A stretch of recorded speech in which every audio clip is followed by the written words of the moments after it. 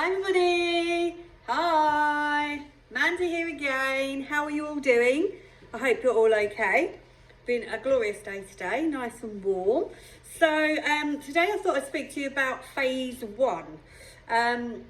Phase one is what preschool children would start to do.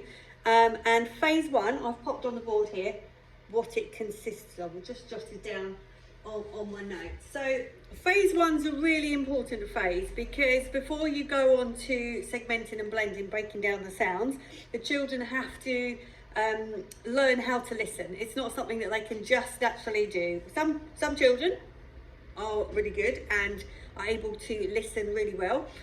Other children, most children, they have to learn. It's a skill that they have to learn. So phase one is for nursery children, preschool children, and it's even once children past phase one, they start learning all their sounds. It's still a really good activity to carry on doing lots of the listening activities. So just to briefly go through, I have jotted down, let me just move it over so that you can see me. There we go, that's fine. I've got my assistant here helping behind.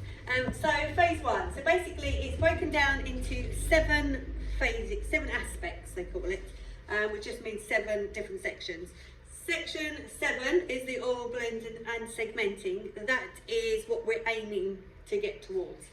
So first of all, aspect 1 is your environmental sounds. Now, the aim of this aspect is to raise children's awareness of the sounds around them and basically to develop their listening skills. Lots of listening out for the environment, distinguishing between different sounds, playing sound bingo. We're going to do a little game on the next video. I'm going to play a sound game for you. Going for a listening walk, drumming, different items outside, comparing sounds, playing sound lotto, making shakers. All of those sort of things are really good for general sound discrimination. So discriminating, hearing the different sounds in the environment. So that's aspect 1. Aspect 2 is the instrumental sounds. So we don't just like making lots of noise for the sake of it. Aspect 2 is about hearing the different sounds different instruments can make and making them aware of all of these. Comparing, matching sounds, playing instruments alongside a story, making loud sounds, quiet sounds, long sounds, short sounds. So that's instrumental sounds. I've got here a selection, different types of sounds. I've got some musical instruments. Again, if you haven't got musical instruments, anything at home to make them distinguish between different sounds is absolutely fine. Aspect 3, body percussion. The aim of this aspect is to develop children's awareness of sounds and rhythms. Activities include singing songs, action rhymes, listening to music and developing sound vocabulary. Aspect 4, rhythm and rhyme. This aspect is aimed to develop a children's appreciation and experiences of rhythm and rhyme in speech. So that's why in early years, reception, nursery, preschool, we do lots of nursery rhymes. Rhyming bingos, clapping out the syllables in words and odd one out. So syllables, for example, Daisy, Mummy, Mandy, shopping, try and give only with 3, banana. Okay, so that's clapping out the syllables in a word.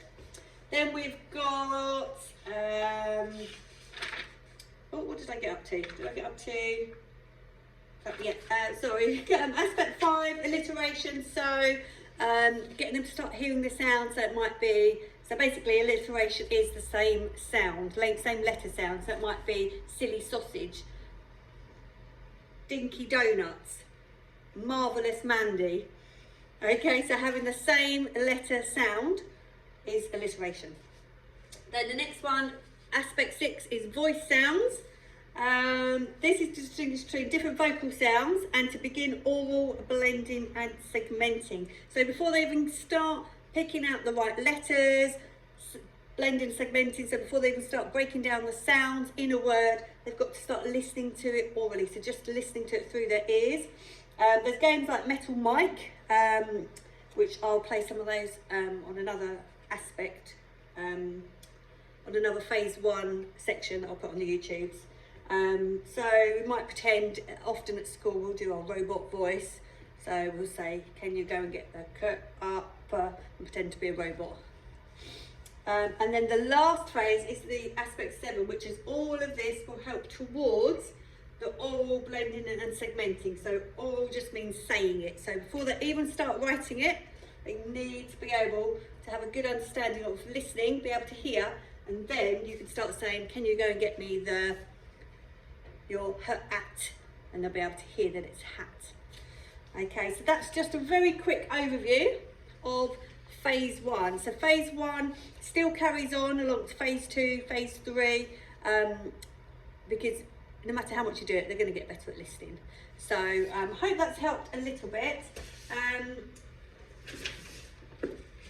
Nursery rhymes, obviously, been going for years and years. Any nursery rhymes is going to be fantastic, helping them. These are some pictures these are really old ones, but this is helping with all the different voice sounds. So I've got things like getting them to say things tick tock, tick tock, tick tock, boing, boing. So getting them